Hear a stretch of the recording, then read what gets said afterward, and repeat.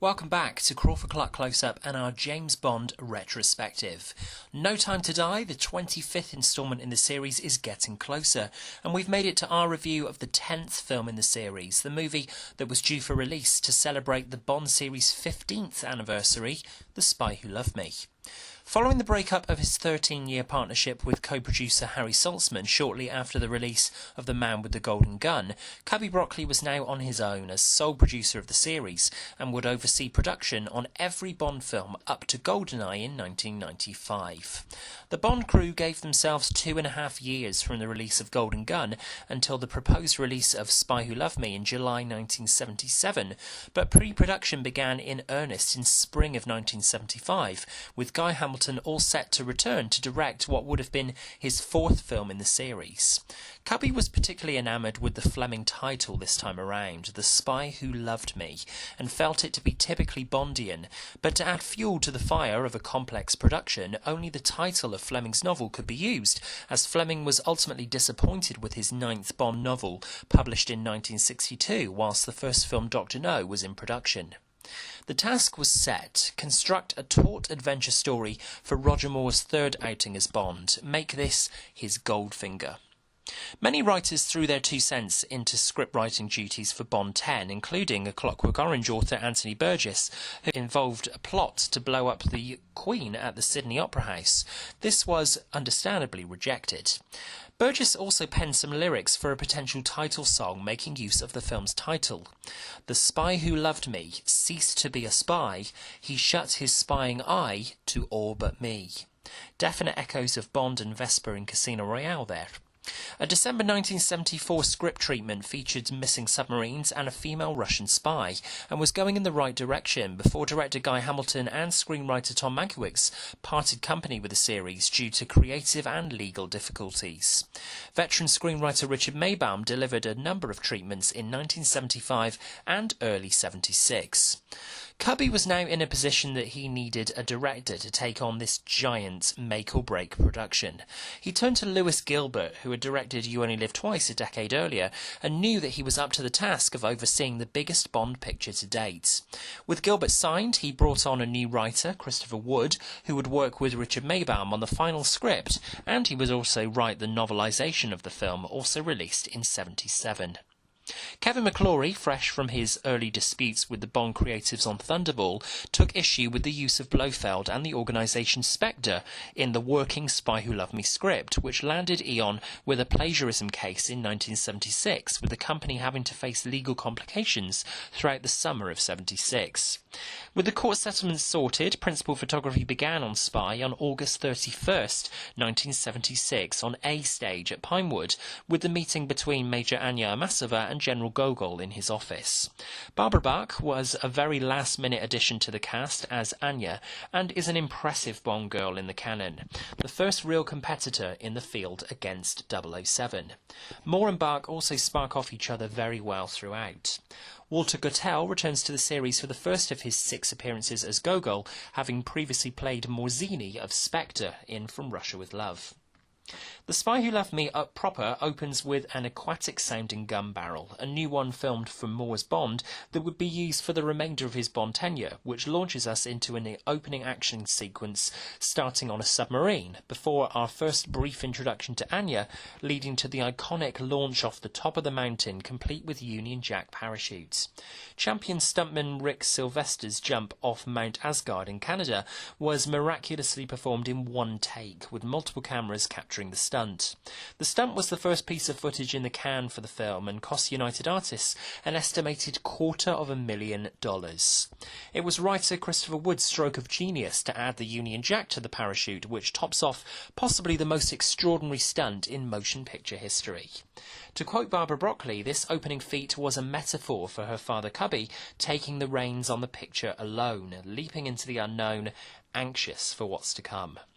The pre-titles for Spy are truly a highlight of the series, with this being the first time Moore appears as Bond in one of his pre-title sequences, and the stunt in particular, with a complete lack of music so audiences can truly hold their breaths, is a fantastic achievement and firmly establishes that Bond is back. Next, we head straight into Maurice Binder's greatest title sequence, incorporating Moore himself. Excellent symbolism from the film, and accompanied by one of the best theme songs, Nobody Does It Better, from Carly Simon. It's still hard not to watch the beginning of Spy through the title design and not think of Steve Coogan's brilliant commentary as eccentric Alan Partridge. Moore recalled when he first heard the film's composer Marvin Hamlish's exceptional musical arrangement and the title song Nobody Does It Better for the first time at 2 a.m, Nobody Does It Better sums up Jim brilliantly. It might not have charted as high as one or two others, but it's probably the most played Bond song on radio, and to my mind is in the true style of brash, bold and melodic Bond fanfares. You left the cinema humming it. This is the second occasion in 3 films that composer John Barry decided not to compose the Bond score, having handed the reins to George Martin on Live and Let Die. Here it's classical composer Marvin Hamlish giving audiences a typically 70s-sounding, disco-inspired score to the film, which sometimes works and sometimes works to the detriment of the film. When it does work, with the terrific Bond 77 for example in the pre-titles, it's magical. But it's also quite derivative of other classic scores, most notably of Lawrence of Arabia, when Bond and Anya are being driven by Jules into the desert. It's easy to see why Moore regards Spy as his favourite of his 7 contributions to the series. It has a fine, mature mix of comedy and intrigue, and there's ample opportunity for Moore to perfect some excellent dialogue and acknowledge aspects of the role that came before he took it on. Anya's short reference to Bond's marriage in Majesties and Moore's pained response demonstrates that Moore could add the gravitas the role required in these quieter moments, as opposed to only acting the clown. Moore was a busy man between completing work on Golden Gun in August 74 and starting on Spy in September 76. He starred in 4 films, including Bond director Peter Hunt's Shout at the Devil. Moore launched himself into his third Bond on September 2nd, 76, filming in the temple interior where Bond is debriefed by M. Over the following days, the production worked through several of the Egyptian interior sets built by Ken Adam, including the Mojave Club, the Egyptian burial chamber, and Hussein's tent, where Bond decides to delve deeply into Egypt's treasures, still one of the series' most risky double entendres. Ken Adams' designs for the villain's base Atlantis were based on his and Cubby's scout to Okinawa Island in 1976 to see the sea laboratory that had been created in Japan called Aquapolis, designed by Kiyoniri Kikutaki. Where Connery had performed in naval uniform in You Only Live Twice, Moore would also do the same for the only time in his Bond tenure in this film. Another first for Moore's Bond in this film is his signature drink, vodka martini, shaken not stirred, which is ordered by Anya in the Mojave Club. Miss Moneypenny is out on location once again, in Cairo this time, and Q is also on location delivering Bond his Lotus Esprit in Sardinia. We also learn that General Gogol and M are on first-name terms, introducing themselves as Alexis and Miles, if you're listening carefully. There's a wonderful moment between Moore's Bond and Bernard Lee's ever-reliable M, where Bond knows he has M's respect, while they are having a debrief about the microfilm, before it's decided that Bond and Anya will work together on the mission. Director Lewis Gilbert brings life back into the series after Hamilton's lacklustre direction on Golden Gun. This is one of the best paced of the series, and Gilbert recalled this as his favourite of his 3 contributions to the series. Gilbert's favourite scene in the movie is where Bond reveals to Anya that he killed her fiancé Sergei Barazov in Berngarten. Roger Moore, in his commentary for the film, agreed that the scene adds a greater dimension to the story and to Bond and Anya's relationship. Spy contains the requisite bevy of Bond beauties. Barbara Bach is stunning as a lead XXX. Caroline Munro is also impressive in her brief performance as one of Stromberg's employees, Naomi. It's the villains, however, or one in particular, who make the biggest impact in this film. Richard Keel, a former nightclub bouncer turned actor, was 7 feet 2 inches tall and weighed around 320 pounds, making him an intimidating foe for Bond. Jaws, based loosely on Fleming's own character Horror from the Spy You Love Me novel, is a menacing character in his first appearance in the series and is one of the most memorable henchmen in the canon. The fight between Bond and Jaws in the train compartment, choreographed by Bond veteran Bob Simmons, is particularly impressive, but it's Jaws standing in Anya's wardrobe on the train in a shock reveal that still managed to frighten Keel himself the first time he saw the finished film, as he forgot about filming that moment. The fight on the train was shot at Pinewood early in the shoot, starting September 17th, and filmed over 7 days. Kurt Jürgens' Carl Stromberg sounds like an intriguing character on paper, developing his world under the sea, but being more loquacious makes him one of Bond's less intimidating antagonists. It's also over halfway into the film before Bond and Stromberg actually meet, in typical Bond fashion. Stromberg was almost, in fact, a member of Spectre. His bizarre undersea ideology was enough to make him a standalone villain, however. Jürgens and Moore became great friends during the film and remained so for years following its release. The Spy Who Loved Me contains a number of classic Bond tropes: the Lotus Esprit car aiding Bond underwater, the shoot in Giza at the pyramids, filmed in October 76, and in Luxor through the Karnak ruins. The Egyptian leg of the shoot ended on October 29th, and the main unit flew back to London. Back in England, on November 2nd, the main unit's cameras rolled again at Pinewood's A stage as work began on the interiors of Atlantis. Early in pre-production on the film, designer Ken Adam knew that existing studio space would not accommodate the gargantuan sets that were required for the finale on board the Liparis. Cubby instructed Adam to build a new stage that could house these giant sets, and on Sunday, December 5th, 1976, Roger Moore, having already started shooting on the new 007 stage and suffering from shingles, officially opened the new stage in the presence of then British Prime Minister Harold Wilson. Moore returned to the set on December 7th and continued filming the Liparis battle on the enormous stage until early January 77.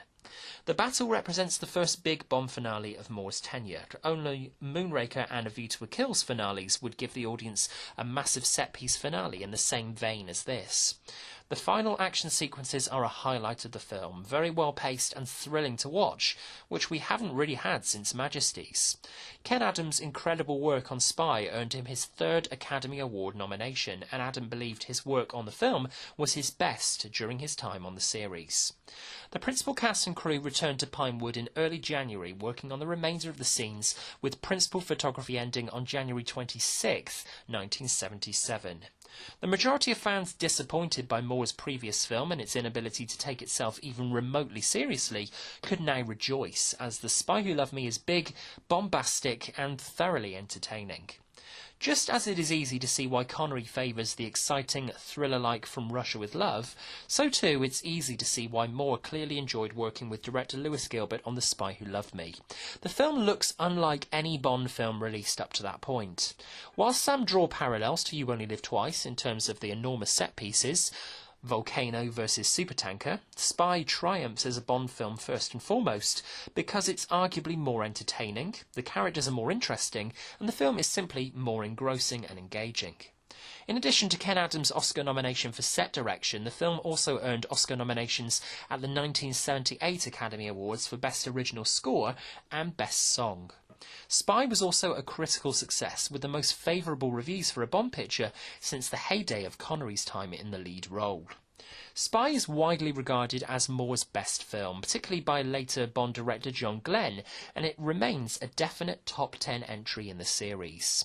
Broccoli's gamble to pay out the big bucks and put Bond back on the screen with a bang paid dividends. Still one of the biggest box office successes in the series, with an international gross totalling $186 million, The Spy Who Loved Me proves Carly Simon right. Nobody does it better. 7777 could really have only belonged to one man. From Crawford-Clark Close-Up. Alrighty then.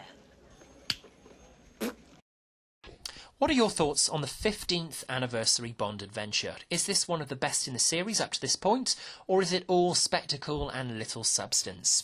Let us know your thoughts on the film and our review in the comments below, and if you enjoyed this review, please subscribe to the channel at the top of the page to ensure you don't miss out as soon as we upload new reviews. Come and find Crawford-Clark Close-Up on Facebook and Twitter, and drop us an email with suggestions for future reviews on the channel to crawfordclarkcloseup@gmail.com. James Bond will return with our thoughts on Moore's 4th outing, the out-of-this-world Moonraker. Thanks for watching, and until next time, that's a wrap.